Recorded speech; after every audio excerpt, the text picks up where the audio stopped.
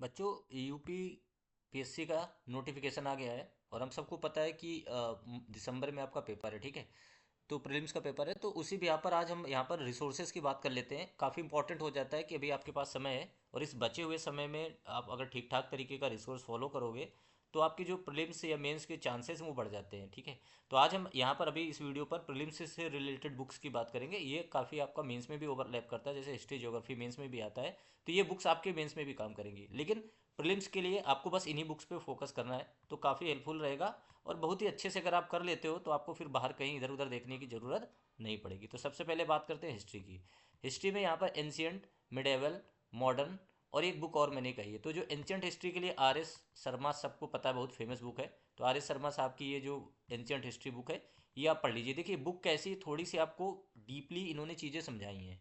तो आपको फैक्ट्स के लिए एक बुक है, जो बाद में यहाँ पर मैंने दे रखी है। तो आपको इस बुक को पढ़ने हैं और फैक्ट्स पे ज़्यादा ध्यान नहीं देना, अंडरस्टैंडिंग पे देना है। कई बार स्टेटमेंट बेस्ड क्वेश्चन पूछे जाते हैं स्टेट पीसीएस में भी, खासकर यूपी में, तो वो आपके क्वेश्चन गलत नहीं होंगे और बाकी फिर ये मेंस में भी आपको बहुत हेल्प करेगी बुक। ठीक है, आर्ट कल्चर का भी काफ़ी पार्ट ये ओवरलैप करती है। मिडेवल हिस्ट्री के लिए आपको एक बहुत ही फेमस बुक है सतीश चंद्रा साहब की। इस बुक को आपको लिखना लेना है। ये हिंदी मीडियम और इंग्लिश मीडियम दोनों में अवेलेबल है ये सारी बुक्स। ठीक है, तो आपको सिर्फ सतीश चंद्रा पढ़ना चाहिए, बहुत ही अच्छे से कॉम्प्रहेंसिव वे में लिखी गई किताब है। इसको आप पढ़ोगे और इसके साथ साथ फैक्ट्स के लिए आपको इस बुक में फिर जाना है, तो ये एंशियंट में भी फैक्ट्स में काम करेगी, मिडेवल पे भी फैक्ट्स में काम करेगी। मॉडर्न हिस्ट्री जो आपकी सबको पता है कि स्पेक्ट्रम की बुक है, बहुत ही फेमस बुक है, बहुत ही बल्कि बुक, लेकिन बहुत ही खूबसूरत बुक होती है। तो आपको स्पेक्ट्रम करनी चाहिए, बहुत ही अच्छी बुक है। इसको आपको शॉर्ट नोट्स भी बना लेना चाहिए और 2-3 बार रिवाइज भी करना चाहिए, और इसके फैक्ट्स को आप इससे भी कर सकते हो, इस पे भी। इन तीनों को करने के बाद आपको क्या करना है, ये किताब जरूर करनी है। ये घटना कह सकते हो घटना चक्र की पिछले साल क्वेश्चन पेपर की होती है। ठीक है, लेकिन इसमें थ्योरी भी दी गई होती है। तो इस बुक को आप जरूर खरीद लीजिए। इससे जैसे आपने अगर एंशियंट हिस्ट्री का चैप्टर 1 किया, तो इसी में इसके क्वेश्चंस दिए गए हैं, तो आप यहाँ से पीवाईक्यू प्रैक्टिस कर लीजिए, ताकि आपको ये पता चल जाएगा कि कैसे क्वेश्चन पूछे जाते हैं, और उनकी थ्योरी एनालिसिस भी दी होती है, यानी क्वेश्चंस के बारे में उनका जो आंसर है वो भी यहाँ पर डिक्टेट किया होता है। तो जब आप इसका एक चैप्टर खत्म करो तब इससे एक कर लो, जब मिडेवल का भी नंबर आए तो इसमें भी सेम पैटर्न फॉलो करो और इसमें भी, तो साथ ही साथ आपकी ये बुक भी तैयार हो जाएगी, पीवाईक्यू भी प्रैक्टिस हो जाएंगे, और रिवीजन में आपको शॉर्ट नोट्स आप अपने कहीं भी नोट कर लो, जिससे रिवीजन के टाइम बस वो याद रखो। ठीक है, तो इन सबसे आपको बाद में एक बार शॉर्ट नोट जरूर बना लेना चाहिए, ताकि क्विक रिवीजन आप कर सको। अगर ज्योग्राफी की बात करें तो फंडामेंटल ज्योग्राफी क्लास 11th की बुक है, बहुत ही खूबसूरत बुक है। ये फिजिकल ज्योग्राफी की बुक है। इसके बाद आप बात करोगे इंडियन ज्योग्राफी की, तो ये भी बहुत खूबसूरत 11th क्लास की एनसीईआरटी बहुत अच्छी बुक है। 12th की एनसीईआरटी भी आपको ये कर लेनी चाहिए। ठीक है, India people and economy and human geography, ये काफ़ी इंपॉर्टेंट है। साथ ही साथ देखो, स्कूल एटलस बहुत बच्चों को लगता होगा सर यूपीपीएससी में क्यों ज़रूरत है, क्योंकि मैप ही नहीं समझ में आएंगे तो आप कैसे टर्म याद करोगे, क्योंकि ज्योग्राफी एकदम फैक्चुअल नहीं होता है।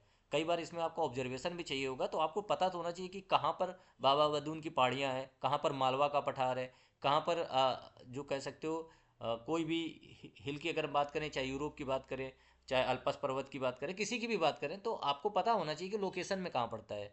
तो ये स्कूल एटलस आपको बहुत ही क्लियरिटी देगा, चाहे इंडियन ज्योग्राफी की बात करो चाहे वर्ल्ड ज्योग्राफी की बात करो, तो ये आपके लिए बहुत इंपॉर्टेंट है। एटलीस्ट आपकी मैपिंग क्लियरिटी बहुत ज़रूरी है। ठीक है, क्योंकि मेंस में भी आपको ज्योग्राफी लिखनी होती है। और इसी तरह से एक बुक ये फैक्ट्स के लिए काम करती है, घटना चक्र के पिछले 10 साल के क्वेश्चन पेपर होते हैं, साथ ही साथ इसमें फैक्ट्स भी दिए गए होते हैं। तो बस फैक्ट्स आप यहाँ से और इन सारी बुक से आप कर लीजिए फैक्ट्स, बाकी मैपिंग इससे कर लीजिए, मोर देन इनफ है। इसी के नोट्स बना लीजिए, शॉर्ट में रिवाइज करते रहिए और प्रीलिम्स तक बार बार करते रहिए। और आंसर राइटिंग अभी आप कर सकते हो क्योंकि समय है, तो आंसर राइटिंग भी पैरेलल स्टार्ट बहुत जरूरी है। इन बुक्स को पढ़ने के साथ आप आंसर राइटिंग भी स्टार्ट कर सकते हो। ठीक है, इसके बाद बात करते हैं पॉलिटी की।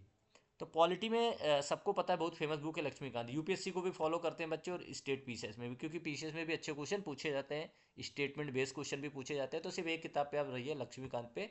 और पीवाईक्यू के लिए आप क्या कर सकते हो, यहाँ पर एक घटना चक्र को साथ में लगाते रहिए, जो चैप्टर आप इससे पढ़िए उसके यहाँ से पीवाईक्यू प्रैक्टिस करते रहिए, बाद में शॉर्ट नोट्स बना के रिवीजन करिए। मेंस आंसर राइटिंग जरूर करते रहिए। देखिए मेंस आंसर राइटिंग नहीं करेंगे ना, तो आप प्री चाहे जितनी बार क्वालिफाई कर लोगे, आपको कोई मतलब नहीं बनता उस प्री क्वालिफाई करने से। तो अभी समय है, क्योंकि दिसंबर में पेपर है, तो मेंस के आंसर राइटिंग सारे बच्चों को करना चाहिए, जो स्टेट पीसीएस, खासकर यूपी की जो पीसीएस की यहाँ पर हम बात कर रहे हैं, उसको लेकर सीरियस है। ठीक है, चलिए बात करते हैं इकॉनमी। अब इकॉनमी में बहुत सारे रिसोर्सेज है, चाहे आप इंडियन इकॉनमी इनकी कर लो, चाहे रमेश सिंह की कर लो, चाहे संजीव वर्मा की कर लो, चाहे 11th NCERT 12th NCERT plus current कर लो। बट एक किताब आपको करनी जरूर चाहिए, तो मैं नितिन सिंघानिया इसलिए कहता हूँ क्योंकि थोड़ी सी इस बुक में क्या एक अच्छी बात मुझे लगी, मैंने इसको संजीव वर्मा को भी देखा अच्छे से, रमेश सिंह भी देखा है, कि इस किताब में आपको फैक्ट्स भी खूब मिल जाते हैं। तो फैक्ट्स के लिए अगर आप अलग से परेशान नहीं होना चाहते हो ना, तो आपको Indian economy bye Nitin Singhania जाना चाहिए। खूब सारे अच्छे से फैक्ट्स दिए गए हैं, उनको आप अंडरलाइन कर लीजिए, नोट्स में लिख लीजिए और रिवीजन करते रहिए। यूपी पीसीएस में प्रीलिम्स में इकोनॉमी के बहुत ज़्यादा सेक्शन से क्वेश्चन नहीं आता है, करंट अफेयर से आता है जो इकोनॉमी का सेक्शन है, लेकिन मेंस में आपको एक अच्छी समझ होनी चाहिए। जब तक इकोनॉमी की समझ नहीं होगी तो आंसर राइटिंग आपसे अच्छी नहीं हो पाएगी। तो ये आपको बस एक किताब करनी है इकोनॉमी में और करंट अफेयर करना है, ठीक है। इन्वायरमेंट में देखो, इन्वायरमेंट में दो किताबें हैं। बहुत बच्चे शंकर आईएएस को फॉलो करते हैं, कर भी रहे होंगे, बहुत पीएमएफ आईएएस करते हैं, लेकिन मैं उस पर नहीं जाऊँगा। शंकर आईएएस या हिंदी मीडियम के लिए एक बौद्धिक प्रकाशन की परीक्षा वाली की किताब आती है। तो आप इनमें से कोई एक, या तो आप चाहे इंग्लिश मीडियम के लिए जाएँ तो आप शंकर आईएएस को ले लीजिएगा और कोई किताब मत लीजिएगा, और हिंदी मीडियम के लिए अगर आप जाते हो तो सिर्फ इस किताब को लीजिए। इसको लेने का प्लस पॉइंट आपको क्या होगा कि आपको घटना चक्र नहीं लगाना होगा।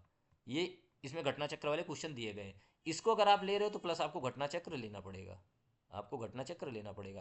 तो इंग्लिश मीडियम वाले घटना चक्र साथ में कर लें और हिंदी मीडियम वाले सिर्फ इसी को कर लें, घटना चक्र की जरूरत नहीं है। इन्वायरमेंट के जितने भी क्वेश्चन होंगे आपके इसी से बन जाएंगे, बस इसको आपको शॉर्ट नोट्स बना के रिवीजन करना है, ठीक है। साइंस की बात करें, साइंस का बहुत बड़ा पोर्शन आता है यूपी पीसीएस के एग्जाम में। तो साइंस के लिए देखो थोड़ा बेसिक अंडरस्टैंडिंग जरूरी है, तो 11th एंड 12th एनसीईआरटी नहीं करना है आपको, 9th and 10th NCERT, class 9th and 10th की एनसीईआरटी कर लीजिए। बायोलॉजी फिजिक्स केमिस्ट्री सभी इसमें जो भी दी गई कर लीजिए, क्योंकि बेसिक टर्मिनोलॉजी क्लियर होती है। प्लस आप जनरल साइंस के टॉपिक के सारे पीवाईक्यू जरूर कर लीजिए, बहुत रिपीटेड होते हैं और इन्हीं पीवाईक्यू में आपको बहुत सारा कलेक्शन मिल जाएगा, फैक्ट्स का इन्फॉर्मेशन मिल जाएगी जो आपकी साइंस में आपको बहुत ज़्यादा नॉलेज देगी। क्योंकि बहुत सारे क्वेश्चन ऐसे होंगे जो एप्लीकेशन बेस्ड होते हैं, तो ये इसी में दिए गए हैं, है ना, कि रेफ्रिजरेटर से जुड़ा हुआ है, या मतलब किसी एसी से जुड़ा हुआ है, या ट्रांसफार्मर से जुड़ा हुआ है, या चार्जर से जुड़ा है। जो भी इस तरह के जनरल साइंस के भी क्वेश्चन बहुत सारे होंगे वो आपको यहाँ पर मिल जाएंगे। और इसका जो टेक्नोलॉजी वाला पार्ट है उसके लिए आप सिर्फ करंट अफेयर पे फोकस करिए। तो किसी भी मैगजीन को पिछले 1 ईयर का करंट अफेयर देख लीजिएगा, वो बहुत ज़रूरी है। साइंस एंड टेक वाला पार्ट, विज्ञान एंड प्रौद्योगिकी के रिसेंट डेवलपमेंट्स क्या हुए हैं, बस उसी पे क्वेश्चन पूछे जाते हैं, तो आपसे अच्छे से क्वेश्चन बन जाएंगे। करंट अफेयर वाली बात ध्यान रखिएगा, इसको मिस मत करिएगा। इसके बाद यूपी जीके, देखो प्रीलिम्स में यूपी जीके के ज़्यादा क्वेश्चन नहीं पूछे जाते, तो एक तो आपको करंट अफेयर करना है यूपी का, साथ ही साथ आपको इनमें से कोई एक किताब करनी है। चाहे आप इसको कर लीजिए चाहे इसको करने का फ़ायदा ये मिलेगा कि इसमें पीवाईक्यू साथ में दिए हैं, तो इसको आप जब कर लोगे तो वहीं पर आपको पीवाईक्यू प्रैक्टिस मिल जाएगी। इसमें पीवाईक्यू नहीं है, फैक्ट्स के लिए है, तो आपको फिर अलग से पीवाईक्यू करने पड़ेंगे। तो चाहे आप इसको कर लो चाहे इसको, ये देखिए हिंदी मीडियम में ही आती है और ये वाली इंग्लिश में भी आती है। तो जो इंग्लिश मीडियम के बच्चे हैं उनको ये करना है, और पीवाईक्यू के लिए फिर वही घटना चक्र की आपको पीवाईक्यू की किताब लेनी है, ठीक है। तो आप हिंदी मीडियम के तो आप इसको ले लीजिए, फिर इंग्लिश मीडियम के तो इसको, और बाद में पीवाईक्यूज कर लीजिए। एक किताब लास्ट में मैं ज़रूर बताऊंगा इनमें से आपको, मतलब यही, ये इंग्लिश में और ये हिंदी में, इसको बेटा ज़रूर रखिए। चाहे आप हिस्ट्री करने के बाद एक बार इसके भी फैक्ट्स देख लीजिए। देखो ये किताब ऐसी है, एक तरह से कह सकते हो बहुत ही एंटीऑक्सीडेंट का काम करेगी। मतलब पॉइंट ये है कि बहुत सारे फैक्ट्स आपको लूसेंट से ही मिल जाएंगे जो एग्जाम में डायरेक्ट पूछे जाते हैं। ये बहुत इंपॉर्टेंट बुक है। तो जब आप जैसे हिस्ट्री कर रहे हो तो उसी को ख़त्म करने के बाद जल्दी से इसका हिस्ट्री से एक बार देख लो, कुछ फैक्ट्स आपको मिले अंडरलाइन कर लो, सिमिलर ज्योग्राफी कर लो तो बाद में इसकी ज्योग्राफी कर लो।